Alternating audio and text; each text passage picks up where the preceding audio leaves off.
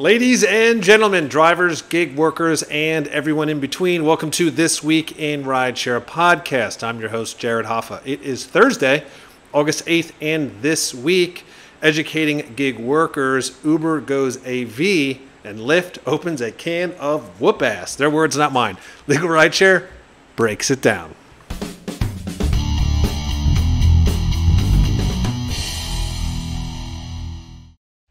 And from Legal Rideshare, I'm joined by the co-founder and lead attorney, Brian Greening. Brian, happy Thursday. Happy Thursday, Jared. Good to be back. A little early this week, but better early than never, I suppose. Better early than never. Yeah, I will be actually fishing in Baltimore this weekend, starting tomorrow. So I'll be out of the office, but of course, happy to listen and talk to viewers and listeners. So don't hesitate to reach out, regardless. So I'm excited about that. Awesome. I hope you get some big catches out there. Yes, likewise. I'm not a great fisherman, but you gotta start somewhere, right? Right. So just like we did last week, I want to start with the viewer comments. I think that's a good way to start. It's typically a response to the stories from last week. So we're going to begin with the first one here. Let me pop it up. This is from Grubhub Gab. She said, Steve is correct. New York City rideshare is destroyed since I have to pay all the time on the app. So app on, you get paid. So now drivers can barely get a few drive blocks in a week, and that's only for the top drivers. Part-time drivers cannot get a lot of hours during the week. The second comment we have here is from Be My Own Boss podcast, longtime rodeo listener and now new Legal Rideshare subscriber. So thank you guys so much for that. And as Gab said, I know this was something that they talked about, Brian, about New York City and the rideshare and the app on. I don't know if you have any additional thoughts on that. I know Steve weighed in when we talked about it. I don't know if you have a response to what he said and what she said. You know, I appreciate everybody's comments on it. It's such a dynamic situation here where we're seeing new information coming in where, what's going on in New York is uncharted territory. The fact that they were blocking accounts, the fact that they are now changing the way that everything's working. I think it's just it's a work in progress, and we're going to see how it all plays out. Obviously, Gab is telling us that it's not playing out well, which seems to be expected, unfortunately. It's an ongoing situation. I want to keep gathering information, and hopefully we keep getting comments on it because you guys are the ones on the ground. We can comment from afar, but I want to know how it's affecting you, what you're seeing. If there's any good, if it's all bad, just how bad it is, please keep us updated because we want to keep talking about it. We want to keep advocating for you, and you are our pipeline. You're the reason we're doing this. You are on the street, so please keep feeding us information. Yeah, well said. And we're going to dive right into the first story of this week. One of the biggest issues gig workers face is actually educating gig workers. This is from Forbes, and they explain, quote, while self-employment in the gig economy promises freedom and flexibility, they come with significant costs, given that a majority of Americans cannot answer basic financial literacy questions.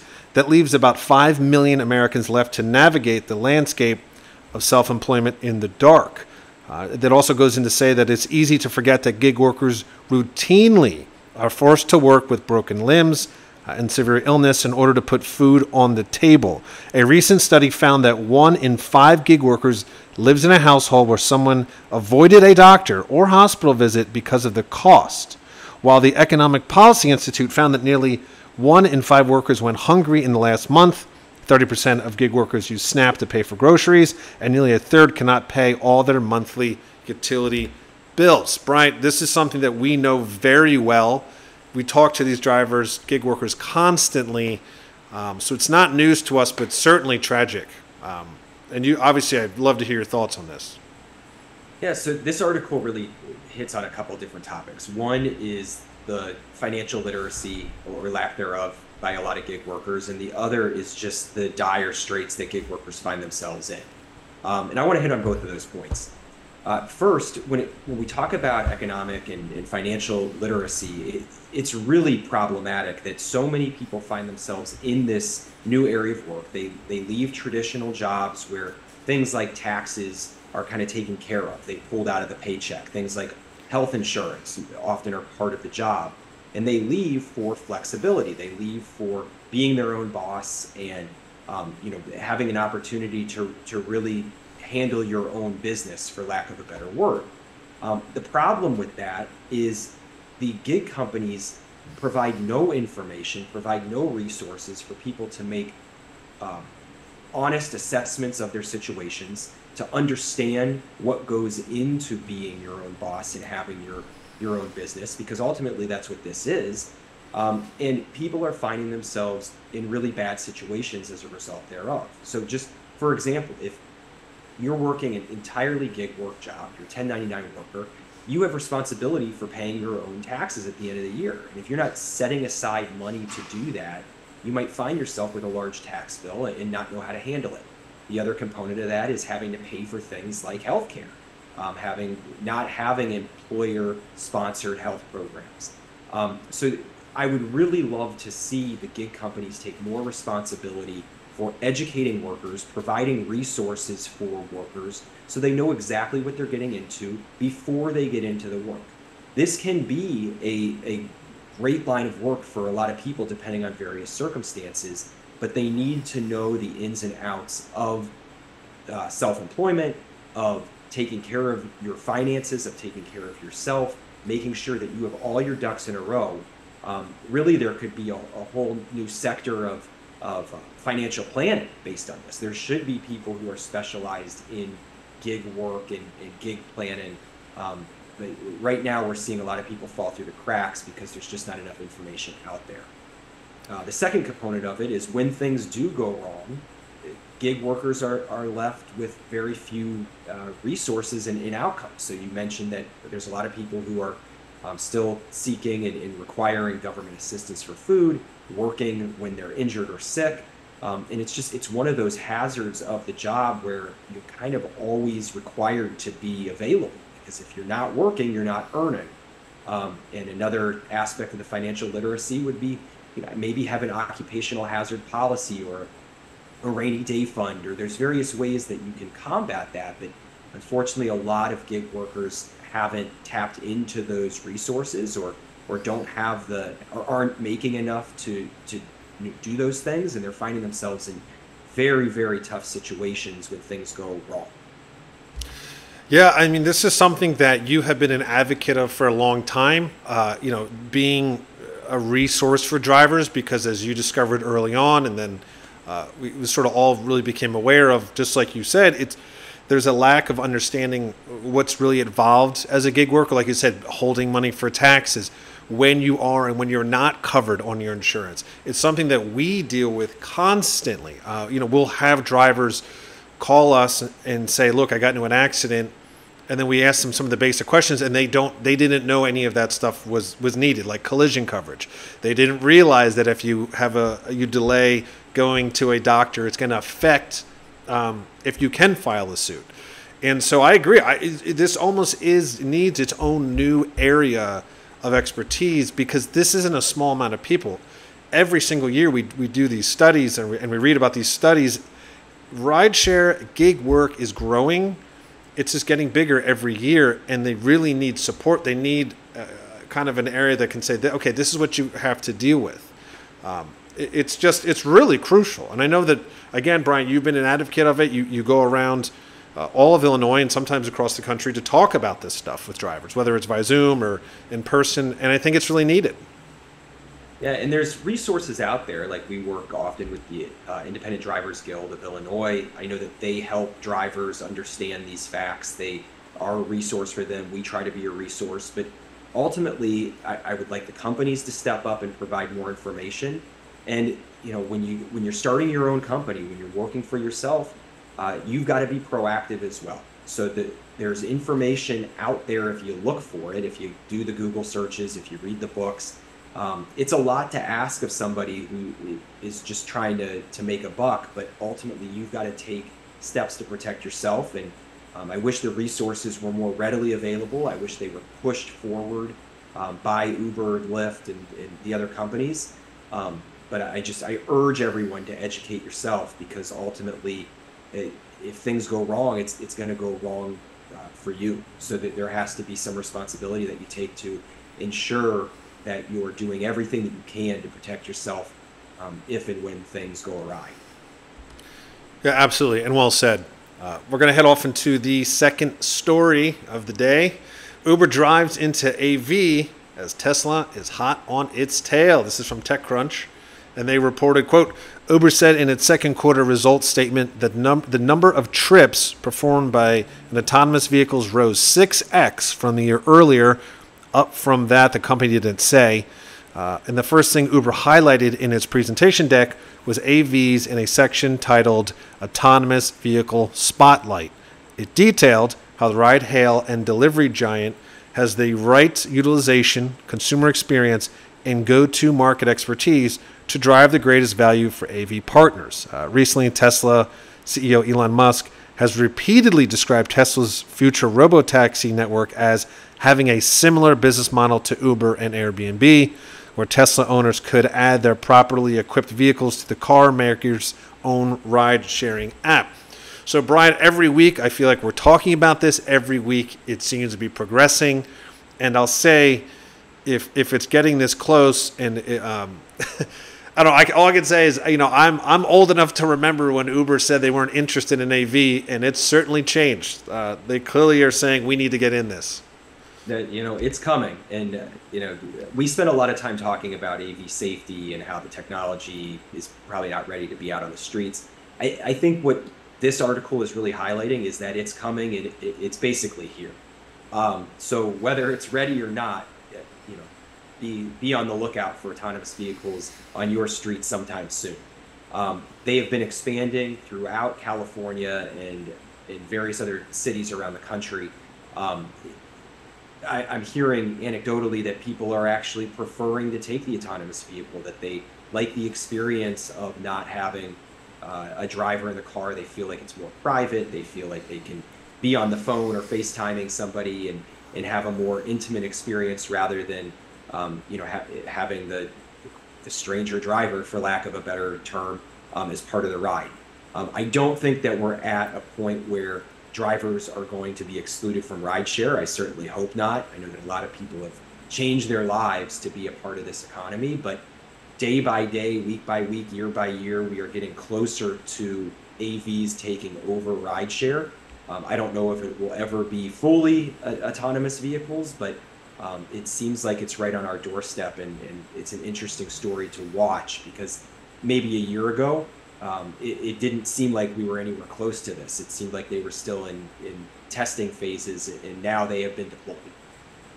Yeah, I mean, a year ago, if we even talked about it, it was joking about how they were showing their the test tracks, and it was hitting cones and fake dogs and fake kids, and it seemed 10 years away, and now it's not. And like you said, now it's here. I do think it's interesting. Obviously, competition always drives competition, right? So with Tesla really trying to announce, whether it's accurate or not, that, look, we're ready for this, we're going to create our own Uber-like network, that definitely jarred Uber into action, and to say, okay, well, we can't sit in the sidelines if they're going to be that close to us. It's also going to be interesting because Uber and Tesla have a unique relationship to begin with. A lot of Uber drivers, they have that rental program. So I don't know if it's gonna be competing or accelerate AV driving. I'm not quite sure. I don't know if you have any thoughts on that. We'll certainly see how their relationship pans out, but I know that we've got two of the most innovative companies in the world laser focused on putting autonomous vehicles out there. So as you mentioned, these things tend to drive each other. We've got Tesla, we've got Uber. I know that Waymo is out there. So as the competition gets an uptick, and how everybody is competing with one another to put the product out first, I do think we're going to have, one, a rush to put vehicles on the road. I'm a little scared about that. And two, the technology will just continue to improve. They will push each other. They will scrap to be the best. And maybe we're going to get there sooner than we thought. It certainly appears that way. Yeah, like you said, they're definitely going to do it. They could be reckless about it. And if they are, I mean, that's why we're here. So we will see. And I'm sure next week we're going to have another story about this, another development. But this leads us to our final story of the week. Lyft goes big on curbing surge pricing. This is from TechCrunch, and they reported, quote, the ride-hail giant Lyft will pilot a new feature called Price Lock that will let a rider purchase a monthly subscription that, quote, caps the price for a specific route at a specific time. This is according to the CEO of Lyft. The feature is designed to address the inconsistencies of surge pricing, particularly for commuters who use the Lyft app every day. As part of Lyft's broader plan to, quote, open up a can of whoop ass on prime time, Rideshare said Wednesday during Lyft's second quarter earnings call. Over the past year, Lyft has made an effort to reduce the number of rides impacted by surge pricing. He also noted that on a quarterly basis, that number declined by 25%, which he said contributes to better conversion rates. So obviously, Brian, you might be thinking the same thing I'm thinking. They're adding a second subscription service. They're capping, price lock. Does it help drivers? Is there anything in there that's going to help them with this pricing? I'm assuming no. I don't think that the drivers are the focus of this, and ultimately we would like to see Lyft take more action to put more money in drivers' pockets, take a bigger percentage of the fees that are charged to riders, because we've seen a huge discrepancy in what riders are paying and what drivers are making. So that would be the number one thing I would be asking them to do and to focus on. With regard to this subscription service, we have seen these subscriptions come and go over the past decade. It seems like Uber and Lyft are always trying to find a way to get people to pay a monthly fee, regular money coming out of people's bank accounts and into the company's pockets, and they always seem to go by the wayside. There's been a couple subscription services that have lasted longer than others. We'll see how this one goes. Being in Chicago, when you're requesting a ride during rush hour times, it can be crazy prices for riders. So I certainly could see some benefit here in putting a cap on that, depending on what the subscription costs. If it's any more than a couple bucks a month, I don't know that it's worth it. But we'll see. I can see benefits here for the riders. I don't know that it really helps the drivers one way or the other. Yeah, I'm reading right now. It says at the moment, Price Lock will be cost under $5 monthly. But, like you said, you see these subscriptions come and go. It also states that they also have a membership called Lyft Pink. And this does not overwrite that or grandfather you in. So you would actually end up having two subscription services for Lyft. Yeah, like you said, I think they're just kind of throwing stuff to the wall to see what works. I do agree. Yeah, during surge, they can get real crazy prices. So I understand to combat it for the riders. But again, where does that leave the drivers? If there's not a demand, are drivers even going to want to do it? Is it going to be worth the money? I don't know. And this is like super new. So I don't even know ultimately when this is going to come out or get deployed, and what the response is going to be. Yeah, and one thing that we've seen in the past, just to talk about surge pricing, is they might charge a rider $70 for a ride, and the driver's not making anywhere near that amount. So surge pricing, I think, has a much harsher effect on riders than it does in the inverse of putting money in drivers' pockets. So I like the idea that we would be capping surge prices. I think that will actually drive more demand to the Lyft app, maybe making more rides available for drivers, because a rider, I think, would balk at oftentimes at a surge price and choose not to take the ride. As long as the driver is making a comparable amount of money to what he or she always does for a 5 p.m. ride on a Tuesday, then this seems like a fine program. I want to see how much of a benefit it really has for the riders.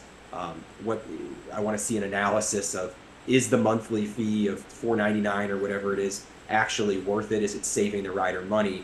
And is there any negative effect on the driver? These will all be questions that will be answered sooner than later as Lyft starts this program. But right now we have to ask the questions because we want to put them in people's minds so that they pay attention to it as this thing's rolled out. Yeah, no, absolutely. And there's going to be a lot of questions, like you said. And obviously, they're often very good at just kind of rolling these things out and pushing them out before these questions are answered. So we'll just keep track. I think that's one of the cool things about This Week in Rideshare, because we do it every week. We really see the progress of the stuff. We're on it. And so I'm sure by the time this gets deployed, within a week or two, we'll start getting responses and seeing what drivers think. And we would love to hear what you guys think once it rolls out, riders or drivers, and see what's going on out there. That's really important. But that is our story. So Brian, I'm going to give you the final say before we head off and sign off for the early weekend, for me at least. Yeah, well, as always, we remind everybody to contact Legal Rideshare immediately if you're in an accident or injured on the job. We represent drivers, riders, victims, anybody who's injured in a rideshare related event. Please don't hesitate to contact us. Time is of the essence.